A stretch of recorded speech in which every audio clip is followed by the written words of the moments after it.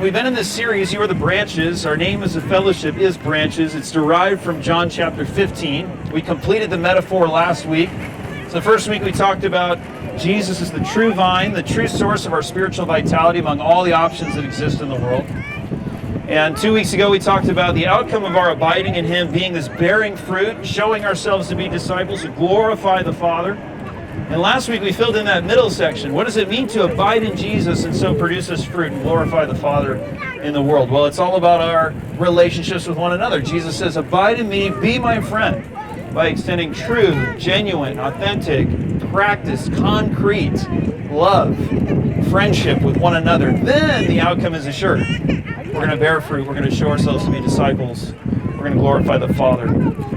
So if you needed any more evidence that this is actually the plan of Jesus, that this is the strategy of the church in the world, you need to only turn 2 more chapters to John chapter 17, and that's where we're going to be this morning if you want to open up there. I don't know if our ushers have Bibles for you down here at the beach, but go ahead and turn to John 17, or if you have your phones, you can pull them out. We're just going to read a couple of verses here from John 17. In it, this is Jesus' prayer. This is Jesus' longest prayer that's recorded in the Scriptures. And it's right before He goes to the cross. So it's filled with His deepest longings. And He prays for a couple different things. I'm not going to read the whole chapter. We're down here on the beach. You're all getting a tan right now. So let me just paraphrase. He starts out by praying for Himself. He prays that He would glorify the Father and that He would be glorified on this act of going to the cross, displaying God's love for all of us. And He prays that He would be received by the Father, that He would re-enter the glory that He had with the Father before time began. He talks about that at the beginning of John's Gospel, right? That He was there with God in the beginning. And then He prays for His disciples, the disciples that He walked with. And He asks that the Father would protect them from evil. Protect them from evil so that they could be one, even as He is one with the Father. So He's praying for their unity. And then He continues and prays for us as well, who live this day and believe in this message. Verse 20 of chapter 17. My prayer is not for them alone. I pray also for those who will believe in me through their message, that all of them may be one, Father, just as you are in me and I am in you. May they also be in us, so that the world may believe that you have sent me. I have given them the glory that you gave me, that they may be one as we are one, I and them and you and me, so that they may be brought to complete unity. Then the world will know that you sent me and have loved them even as you have loved me. So in this passage, Jesus is talking about what is most vital to Him. Because, I mean, if you're thinking about it, this is like His last day on earth. Imagine if this was your last day on earth. And I'm not saying that's a beautiful thought today, but just imagine if this was the last day you're going to be alive on this earth. It kind of puts into perspective your whole life, right? A lot of the things that you're worried about, a lot of the things that you're distracted by, whatever the water cooler drama was on Friday at the workplace, it evaporates, right? That doesn't matter. If this is your last day on earth, the clunk in the transmission as you were driving over this way, you're not worried about that anymore. This is your last day on earth.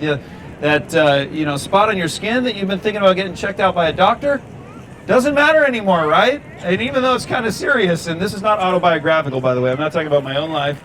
I'm just saying, like, all of these worries or distractions or concerns that you have, they just evaporate because you focus on what's most important if this is your last moment. And Jesus has hours, right? He has few prayers left that He can even pray. And what is His prayer? It's for us. It's for those who would believe in Jesus, those who would believe in the message that those early disciples were sharing. He's thinking of branches, and He prays and He asks that we would be one.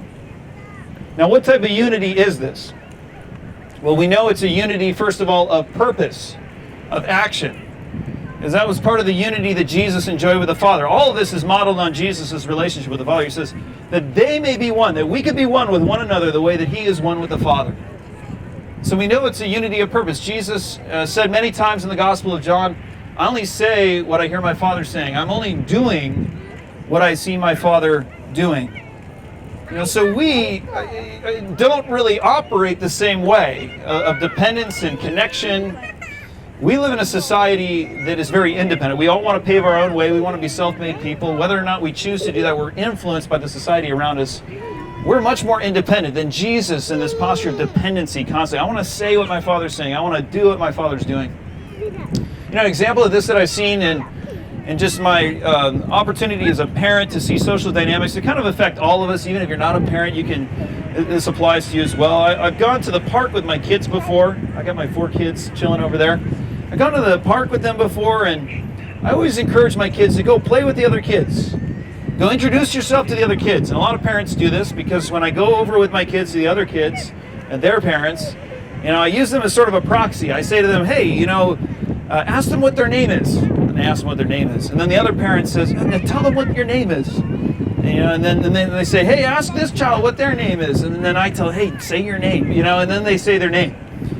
It's amazing because as parents, we encourage this behavior in our kids. That they're going to go play with each other. That they're going to go know each other's names. But never in the course of the interaction do the parents actually ask each other's names. We have no interaction whatsoever. It's really fascinating that this is something that we want to produce in our kids, but then when you get to adulthood, it's like you don't know people's names. You don't participate with other people, and you see this in your neighborhoods. I've lived in 3 different neighborhoods in Huntington Beach in the 9 years that I've lived here. And in every single one of those neighborhoods, I can say it is quiet. It is dead quiet. And this latest neighborhood that I stepped into, it's a great neighborhood. There was a lot of activity when we first arrived, and I thought, wow, this is different. This is a very active neighborhood. Everyone kind of knows each other and participates in life with each other. But it turns out that's not the case. We were just new. It was just new activity. But now that things have settled down a little bit, it's like all the adults, they have their own space. They have their own life. We're quiet. We're independent as a people. In our volunteer Olympics every year, we get our volunteers together. This is our way of appreciating them. When I talk about it, it doesn't sound like we're appreciating them very well. We make them get on these skis. There's these planks with 4 ropes on each side, and we have them compete against each other, and the staff doesn't compete, we just watch. So that's why I don't think this is actually an encouragement to you guys. I'm rethinking this right now as I'm sharing in front of all of you. But this is how we appreciate, some of our volunteers. We get them on these skis, and they're supposed to each hold a rope, right, and stand in a place with the different skis and in a row.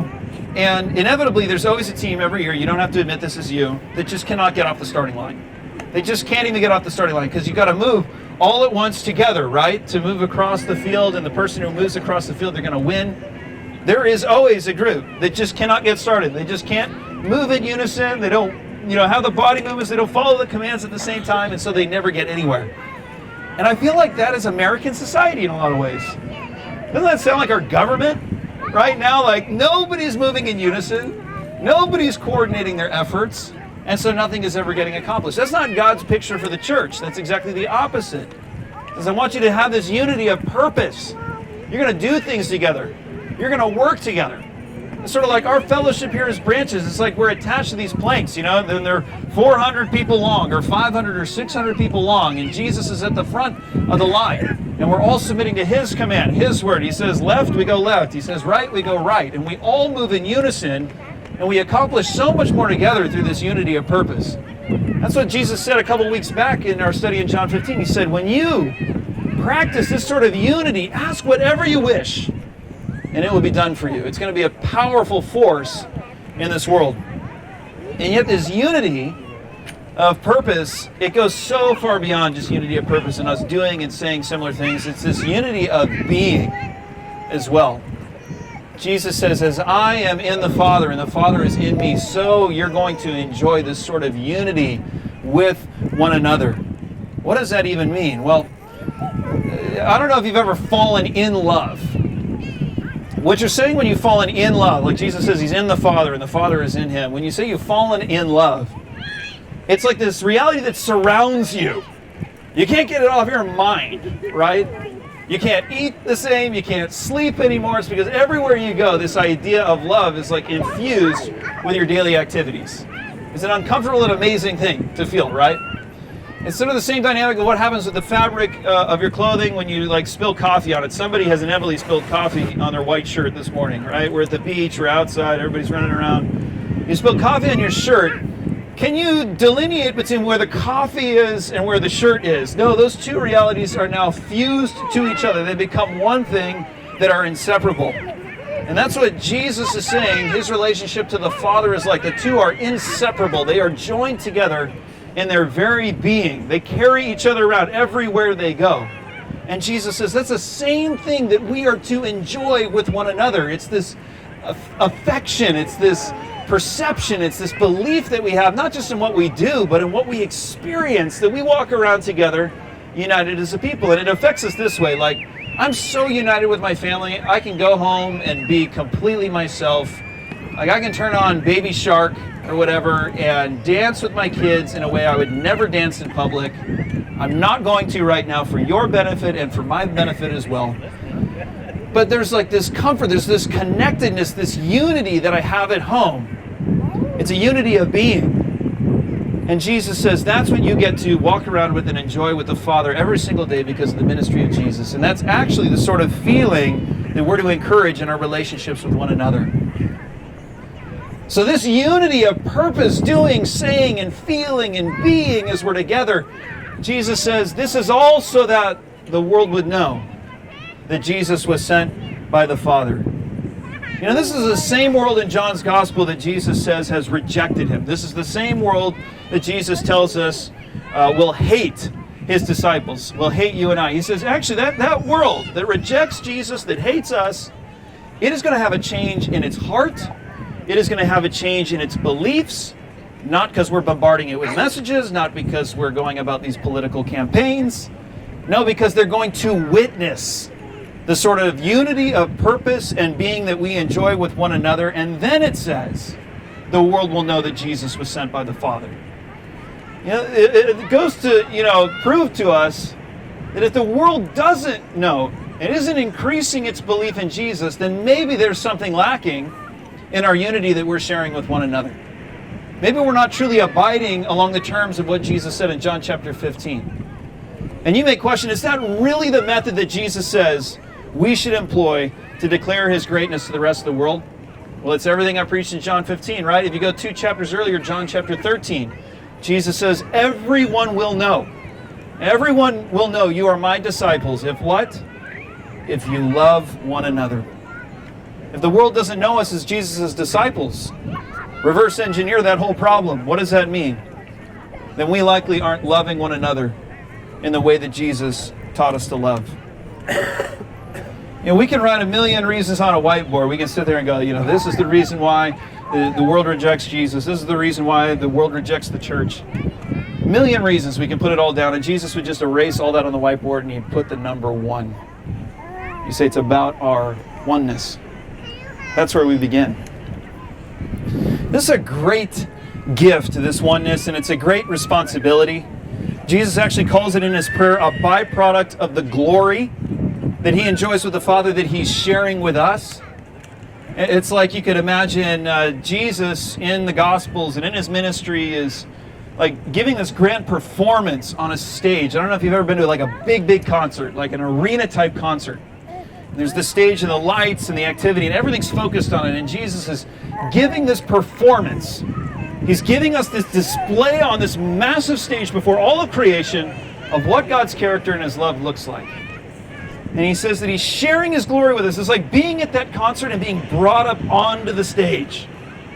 Like he's saying, I want you to join me in this performance and in this display to show others what the glory of God actually looks like, what the love of God actually looks like. When we're unifying with one another, he's like saying, that's you on the stage. You're jumping off the stage. You're crowd surfing in my glory before everyone in all of creation. I got this picture as I was thinking about this message, as I was praying about this message. Like, we're just a humble little congregation. We're just a drop in the bucket of the rest of the city, if you could look at the rest of the city. We're a drop in the bucket, but I pictured almost like film in a movie theater. The film that casts this giant picture on the screen, it's so small. But you put this light behind it.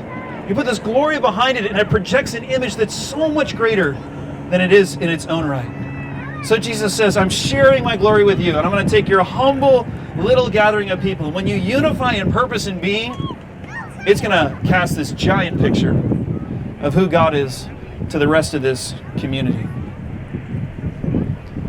Do you want the world to know Jesus? Do you want the world to know the love of the Father? Do you really want the world to know Jesus? Do you want the world to know the love of the Father? That's going to come through a message, of course. That's a given. How can they believe in whom they have not heard? So we're going to go forward. We're going to talk about the cross and talk about what Jesus did. And through faith and trust and belief in Him, anyone can be adopted into the family of God. Anyone can be cleansed of their failures and their wrongdoing before God. They can be made into a new creation. They can be joined to the family of God, and they can be joined to God's presence forevermore. They can join this sort of union that Jesus is praying about right here. But it's not enough for us to just speak these things, for them to just hear these things. They need to see these things, like that image that's being projected. I have this theory that home improvement stores have been just blowing up for the last 10 to 15 years. They've been blowing up because of YouTube. Okay, it was one thing to learn, like in a book, how to replumb your house and to read it on a page and go, I could never do that. It's another thing to watch some guy who doesn't look like he knows what he's doing replumb a house on a video that you can actually sit there and be a student of. Then you can get all that false confidence to go tackle the project yourself, right? And many, many, many of us have learned countless things on YouTube because we've seen it for ourselves. That's what God wants for us as a fellowship. He wants us, yes, to speak it, but He wants us to show. In the letter of 1 John, John writes, no one has ever seen God, but when we love, God lives in us, and His love is made complete in us. It makes Him more visible. But on the flip side, if we don't love one another, if we hate each other, and by that I don't mean like we're actively against each other, I just mean if we devalue each other, if we demean each other, if we just show up and we leave and we're just a stranger and we treat everybody like strangers, we cast darkness. We cast darkness over this picture that Jesus wants to portray of His Father in heaven. And you know, there are countless people in this world, they have these perceptions of Jesus, they have these perceptions of the church, and it's not because they were fooled through some intellectual argument or they just wanted to make some moral decisions over here. At the very core of it, it was probably some experience they had with the institution of the church. It was probably some experience that they had with other Christians that they felt like was hypocritical, or they felt was judgmental, or they felt like they were rejected, or they felt like it was all a show and that's all it was. How do we change these narratives for people? It's like if there's this story that's like on replay for our society and our culture, and there's a lot of these stories that are on replay for the rest of our culture, that Jesus isn't true, and the church is full of hypocrites, and the church is just full of people who are self-righteous, and they're just gossips, and they're just in it for themselves. If that's on replay, you know, at a level 5 out of 10 of volume, constantly, that's what people are hearing. How do we change those narratives? We can go louder. We can say, no, wait a minute, you got it all wrong. Jesus has a true love for people who are broken and people who are ruined. I was one of those people. I'm not self-righteous. I'm humble. I want to serve you. I want to give to you. I want to show you grace. I want to share with you truth too, but in a gracious way, just like the ministry of Jesus. You know, we can try to up that volume to a level 10. But I had this other impression. You know, the other way to counteract that narrative that people are hearing in their ears at that level 5 volume is just to get close enough to them that we could even whisper over those lies. If you get close enough to somebody, you get right up near them, you could whisper and you could be louder than all the other voices of culture. That's what we're called to be. That's exactly what Jesus did as He was walking among the people. You know, if I said to somebody in the front row, like, hey, you know, read what it says right here on these pages. You know, they'd say from a distance, they can't read it. They can't see what it says. That's the experience for so many people of who God is. Somebody keeps pointing to this book and saying, hey, do you see it? Do you see it? And it's obscure. But if I bring it all the way up to their face and I say, hey, read this, still can't read it. Let me put glasses on you. Let me help you see it. That's our mission as a church family. Through our loving union in purpose and being with one another, through the glory that we're sharing with Jesus and the Father, we're putting on display, we're making real for the lives of other people who Jesus is and what the love of the Father actually looks like. But it all starts in that picture that we're portraying with this humble community of people that we have right here, in the way that we genuinely, concretely love one another. That's why it's so important for us to linger down here and spend time together. You know, some of you came here and you didn't want to hear me, you want to be heard. That's why it's so important we're going to hang out and we're going to have some food. You know, statistics say, I read this last week, I didn't intend to say this, but statistics say 50% of Americans are lonely.